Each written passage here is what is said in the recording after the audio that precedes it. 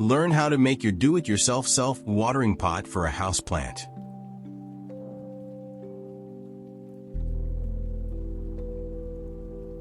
Start with a decorative pot large enough to hold a 2-gallon bucket with lid and wick. Clean the bucket. Then cut a slit in the lid with a saw or a utility knife. Drill a hole in the lid so it will be easy to add water to the bucket or reservoir.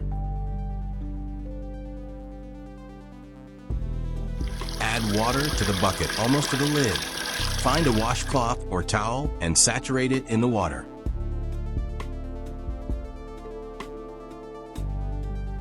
Squeeze some water from the towel.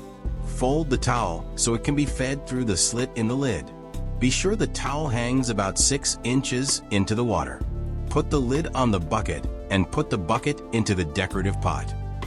This ZZ plant has overgrown the commercial self-watering pot, so it was repotted into a larger pot with many large holes in the absolute bottom of the pot. The wicking action needs direct contact between the potting soil and the wick. Place the plant in the new pot on the wick. Water it thoroughly to establish the wicking connection. Add water to the bucket every 10 to 20 days and fertilizer every 1 to 2 months. If necessary, use a funnel to add the water.